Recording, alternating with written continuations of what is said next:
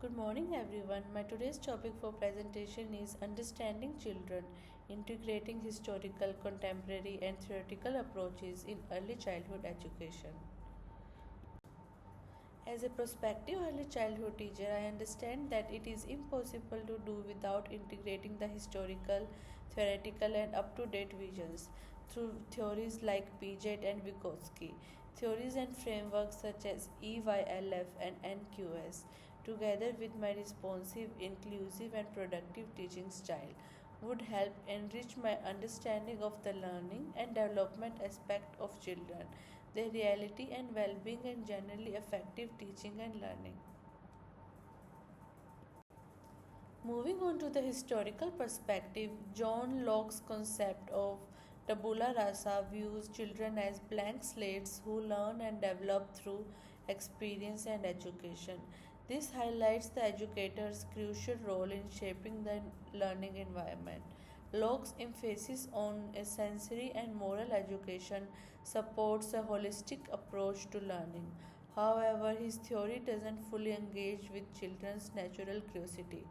If I were to apply Locke's idea, my focus would be on balancing environmental influence with fostering intrinsic motivation and self directed learning, ensuring that children not only absorb knowledge but also develop a genuine desire to explore and understand the world around them.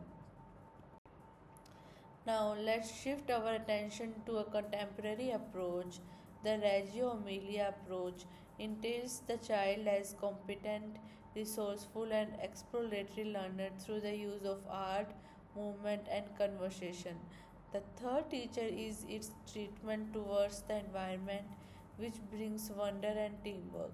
Even though it is challenging to do in an organized setting, I aim to adopt its value that accommodating the speculative to enable me to provide children with a voice and identity.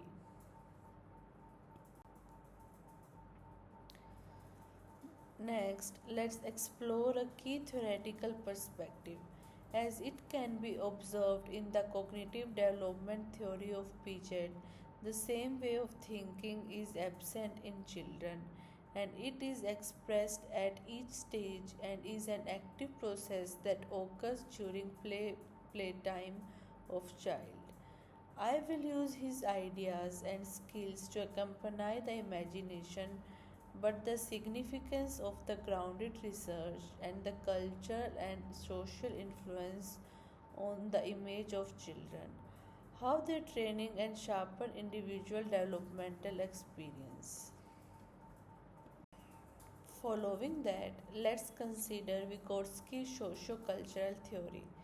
In the socio-cultural theory, interchange and linguistic learning have more emphasis in the work of Vygotsky. I succeed in scaffolding learning with the assistance of his zone of proximal development.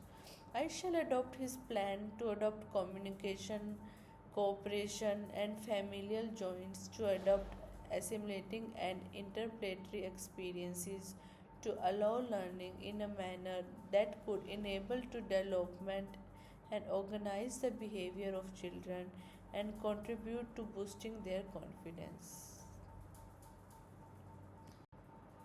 My teaching practices rely on such tools as EYLF and NQS. Belonging, being, and becoming philosophy has equipped me to the value the characteristics of the different children in the community.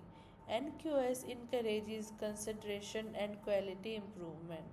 The conjunction of these with the theoretical knowledge will allow a purposeful, responsive, and empathetic approach towards teaching in such a manner that will assist the children in participating actively in the learning process and will always be nurtured during the learning process.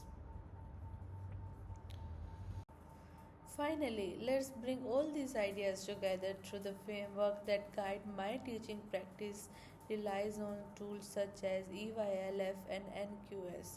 The integration of various theoretical models may also play a crucial role in increasing effectiveness in teaching, as an educator may develop into applying adaptive control mechanism to achieve a wide range of developmental needs. The practitioners create a child centered handiwork through historical and contemporary methods where the orientation considers a learner an active learner rather than a passive learner. Such frameworks that fits the methodology are called Early Year Learning Framework (EYLF) and National Quality Standards (NQS), commingling both ethical principles and practices in everyday pedagogy. Lastly, the life experience theoretical learning facilitates the formation of holistic perspective of childhood growth and prepares more than just an academic but a social and emotional growth experience extending beyond the academic training and learning to the lifelong learning.